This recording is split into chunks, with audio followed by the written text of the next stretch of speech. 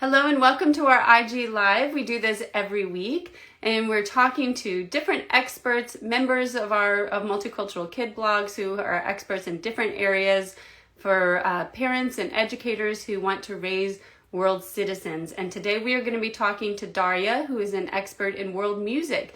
She's a wonderful performer. She also is in touch with musicians from around the world. We're going to be talking about her new album, which is Earth Day Around the World, where she has worked with artists from many different song called We've Got the Whole World in Our Hands. So we're going to talk to her about that, as well as just in general how, there we go, yay! Thank you for your patience, folks. Just in general about how music is. Oh, thank you so much. You know what? You're always worth the wait. You are a good ad-libber. This was wonderful. I was pushing buttons like crazy, but we always work it out. So there we go. Yes. Yeah, so it's worth it because, like I said, you are a very good friend of mine. We were talking about this before when we were testing it out, that we have worked together for so many years and never actually gotten to talk face to face. So this is really exciting for me. What Multicultural Kid Blogs does. I remember from the very beginning going, this is exactly what the world needs. Parents can connect with others. We can talk about home languages, mother tongues, activities, tolerance, just fabulous things. And I love to see that we're, now doing this live Instagram, and I get to meet some of the other wonderful folks, that have been involved over the years. Yeah, it's such a fun format to, like you said, to get to know each other in a different way. And, you talk about all the different aspects about how we can come together as caregivers, as parents, as families, communities, educators around multiculturalism, raising world citizens. And music is such an important part of that. It's such a great way to bring people together. So why don't we start off and you tell us, were you always interested in music, and then how did you get Well, interested yes, in I was world always, music? how as a child you notice one of your children loves to dance. You didn't really tell them that, but they love to dance. Another, just you can't get them away from the library. As a parent, you notice. And I think for me, books and music were two things that just always jumped out at me. My youth was a little bit of a sad story because I was abused and neglected. So for me, going to get a book and meeting librarians that were kind, that told me that there was more to the world than what I was experiencing at home. And then music was joy. It was also finding my voice. If things were not good, or if, my parents expressed a lot of intolerance, they came from a lot of poverty, and it shaped the way they looked at the world. And I think they would have been much better if they had had the time and the kind of help that is available now, but was not available then. So for me, music was a chance to speak up and say, the world shouldn't have war. I'd love songs that were anti-war, or that were about peace, that were about tolerance, that were about how everyone is a human being worthy of respect. And then music, too, was a chance to have just sheer joy. And for me, the language was no boundary. My father spoke many, many languages, and you would hear it in the house. So I would pick that up, and that is a gift. So I hope you don't mind me just stopping and saying, parents, if you speak another tongue, if you're bilingual, if you're multilingual, your kids may not be thanking you at this moment, but later in life, seriously, oh, Mom, why do I have to speak Spanish at home? Why don't you talk to me in English? You may hear this grumbling, but there will come a point where they go, oh my goodness, I can slip right into Russian. I can slip right into Ukrainian. I understand how to say hello in Arabic. All these things are such incredible gifts that, I hope that encourages you to just constantly keep those languages of your home alive, through music, through celebrations. It will add so much to your child's life. Well, thank you for sharing that, especially for those of us who are do hear those grumblings. That's a really encouraging message to get.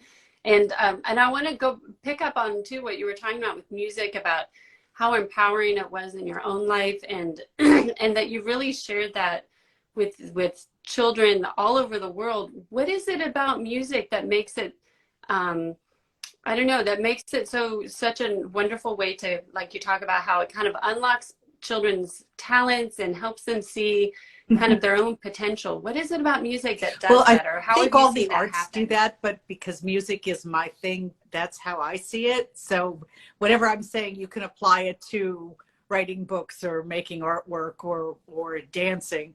But for music, it just seems that when people are together, and they're making music together, whether they're drumming together or they're singing and they recognize the chorus of the song, it is such a wonderful way for them to feel what it's like to be more than just themselves, to be me and we at the same time.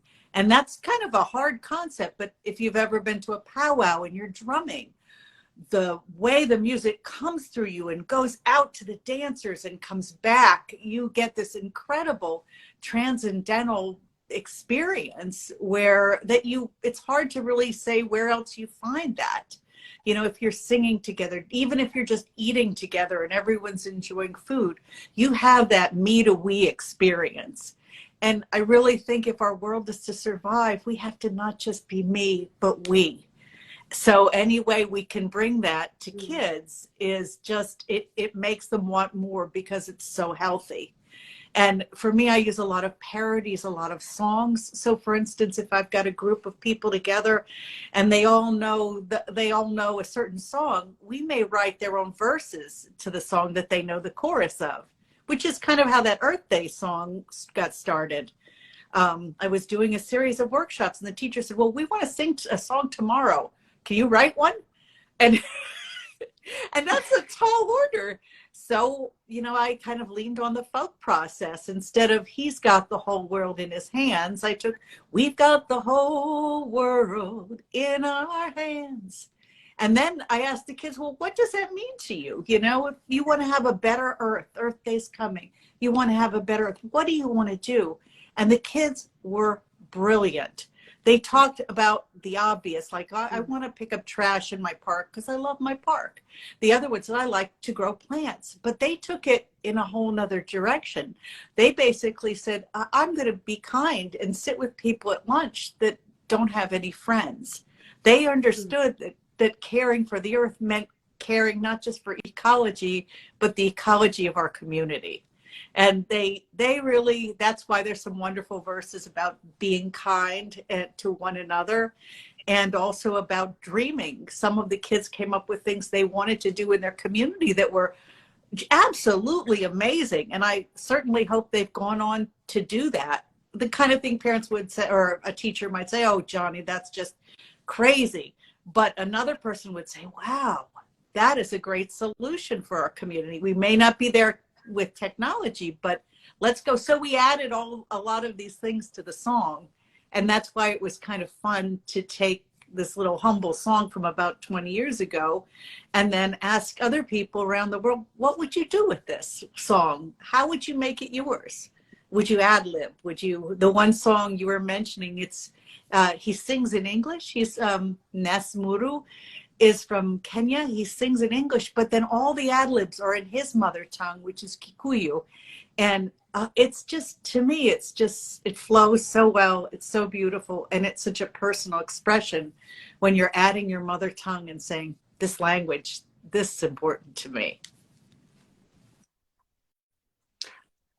I love that. I didn't realize that the the lyrics to your or to the original song that this is based off of, that a lot of those came out of just this brainstorming session with kids. That's amazing. And for those of you that haven't listened to the album yet, I've had a chance to, which is really wonderful. Like you said, it's all based on this song that you wrote about 20 years ago, and then they've all kind of done their own interpretation. And what's really cool about it is it's this whole idea of unity and diversity, right? That there's this unity about it. It's all the same message. It's based on the same song, but there's so much diversity because they take it in such different kind of creative directions. Like you said, there's the one from Kenya. I think, let me see. I wrote down the list because I knew I'd forget something. You have artists from South Africa, Kenya, Ghana, Taiwan, China, Portugal, Belgium, Israel, Canada, and the US. So you can just imagine all the different directions they take the song in. Can you talk a little bit more about what was the inspiration behind the project, and then So how did that's it a come great, but about? I'm going to backtrack just for one quick second. You had mentioned you like the one in Chinese, and it's a 21-year-old artist from Taiwan City, Taiwan, whose name is Elim. And I'm mentioning this because she took the words and then she translated them into a way that would fit in the song that actually says something more to her. And the verse about dream your bright dream, she changed that to be brave and do whatever it takes. And it, to me, when I listen to these things, and I'm able, I offer translations, just so if you like the song and you want to see exactly what she's singing, you can read that. But how amazing that the just that slip of a word in one direction, change it, be brave and do whatever you can. It just really strikes me that how much they kind of took their heart and their language and made a statement that was more personal.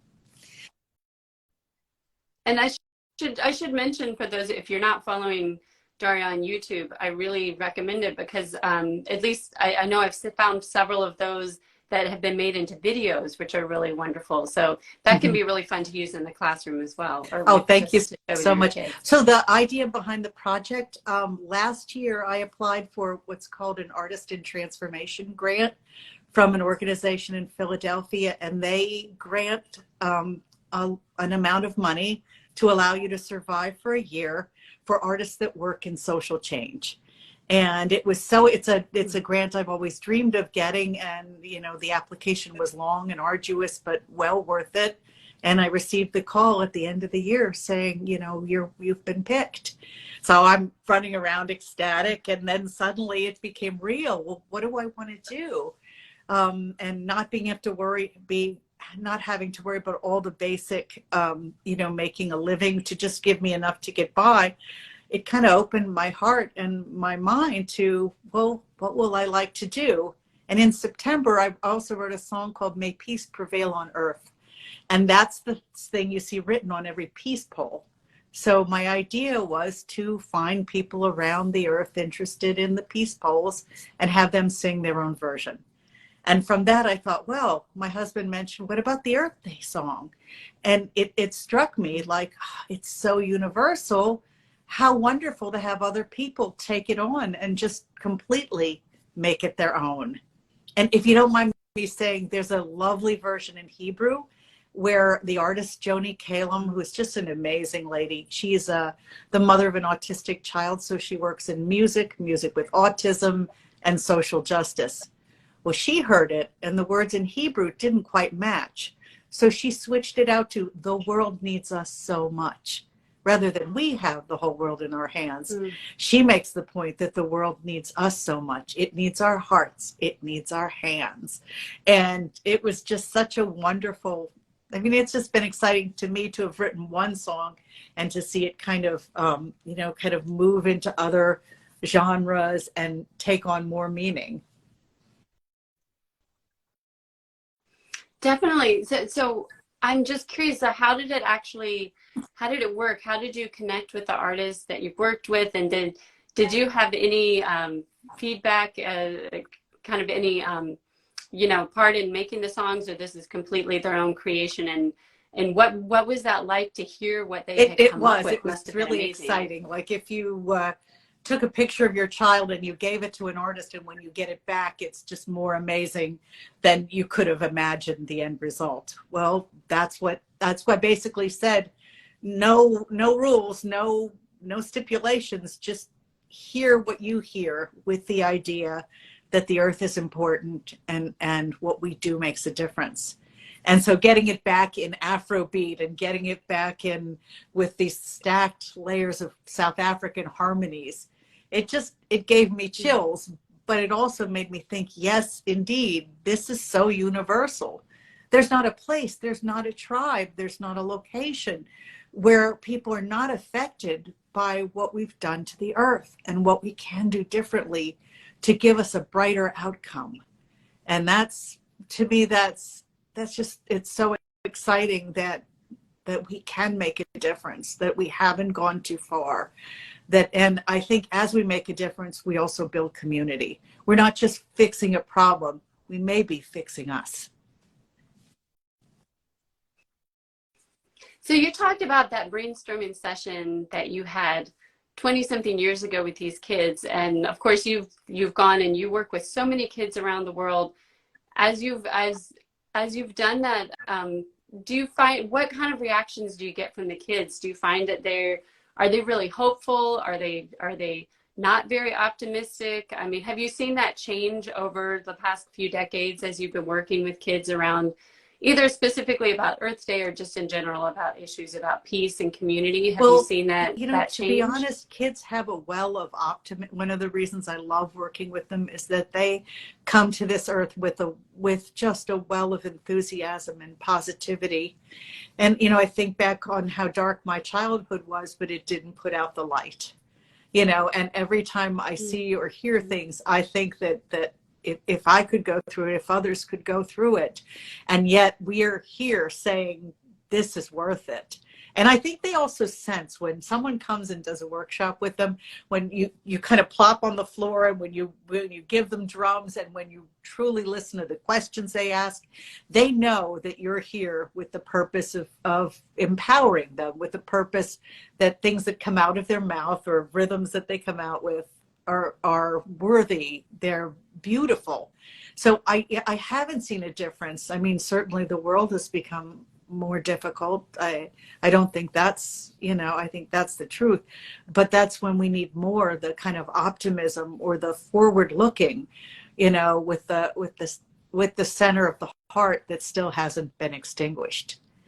And to make that point, during the pandemic, I reached out because it was, I couldn't gig, but I reached out to teachers who were also very frustrated because they had kids that wanted to learn and do things. So I just said, let me give you some pro bono songwriting workshops. Well, one I did with kids in Australia that had recently emigrated there, they had disastrous situations. And their song was, I kept trying to lead them away from the difficulties they went through because we were trying to kind of get our mind off of COVID. They kept coming back, and they wrote a song called Thanks to the Doctors and Nurses. They, in their heart, rather than forget it, they held this gratitude. And the song was, thanks to the doctors, thanks to the nurses for bringing us medicine, for saving our lives. And we can see bandages. We can see the nurses coming, smiling. And these were the phrases they were using. And we ended up putting them together in the song called Thanks to the Doctors and Nurses. To me, that is, to have just gone through that as a child, as a very 8 or 9-year-old person. And all you could think of is not the difficulty, but the gratitude. That to me is what kids bring to the future. That is so powerful. And I love that you were open to following their lead, even though you were thinking it should go in one direction, and then you paid attention, like you said, really listening to the kids and how they wanted to do it. I mean, I think that's really beautiful. And maybe just to wrap up, because I think we're coming up on time, do you have advice for, say, a teacher or a parent that wants to work with kids and use music in the classroom? One, I encourage people to go to your website and to the Teachers Pay Teachers, the TPT store. You have so many resources. Do you have like a general tips that you like to give people when they're trying to work with students and trying to, sorry, I just thought you have a comment. Back in 2021 and 2022, you saw Molly of Denali. And I was able to create the drums, the drum craft for PBS for Molly of Denali. Molly of Denali, in case you don't know, was dreamed of, written, and voice acted by all Native people. And then it goes back into the Native community. So that is just one of the most exciting projects. And I see our world, also Alma's Way with Sonia Manzano. Again, it's people being able to talk about themselves to the world rather than being talked about. So yeah, that was so exciting to be part of that, to look at what Molly loved in her life and to be able to make a raven drum and a salmon drum, you know. So it was just fun, and the kids had a hoot. I'll post some pictures later of the workshops we did there, because again, it was empowering. Even though these children weren't native, they had just seen the Molly premiere inside the theater. PBS came out, and they took the ideas they loved from that premiere and made their own drum. So they understood the personal nature of, you know, of how beautiful these symbols were. It brings people in. Yeah. So what advice do you have for parents and educators who want to use music in the classroom? They want to use it with their kids to have this really empowering moment. Of course, I know you're available to visit classrooms, and you have some people might not even think about the crafts. They think about actually performing, but you have so many crafts that you can do, or different activities. Do you have any tips for people Oh, that want to get absolutely. started You know, with just this? kind of diversify your music. I've heard the term decolonizing the music room.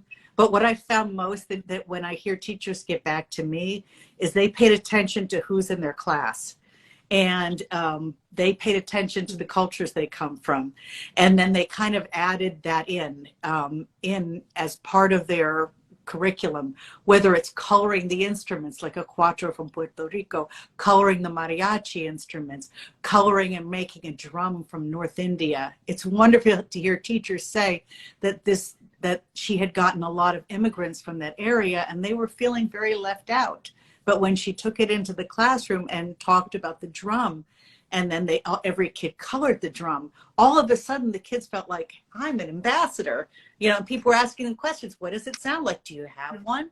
And so music can be such a way to make people that feel almost outside of the thing, to bring them inside. And if any teacher wants a resource from my store and they can't afford it, just direct message me. You know, I can absolutely do, you know, educator pro bono. Or if there's something you're working with and there aren't any materials, like coloring pages, again, reach out to me. I will make them, I will add them, because if you need them, people need them. And that's it, to give people pride in the cultures of origin, whether that culture was literally their lifetime, whether it was 2 or 3 generations back. We all come from ancestors that cared very much about the world and the earth, and we need to honor them. And to me, song is one of the best ways to do that. How else do you bring those spirits up? You know, other than singing a song or doing an Irish jig or dancing a folk dance, it brings them back, and I swear they smile upon us. That is so beautiful. And what a powerful note to end on. Daria, thank you so much for joining us. Like I said, if you're not following her on Instagram, YouTube, all the different channels, go to the TPT store and the website. She has so many resources, and she's so generous with sharing those. A lot of times she's giving things away for free. If you just have to kind of watch the page. She has a lot of free resources, or as she mentioned, if you aren't able to afford something, just get in touch with her. And Daria, thank you so much for joining us. Oh, It was likewise. Thank you so much for fun the to talk to you. series, because I enjoy it all the time. And hello, and I will see you guys soon. Have a great week, a wonderful summer, and make Earth Day every day. Bye. Thank you. Bye, everybody.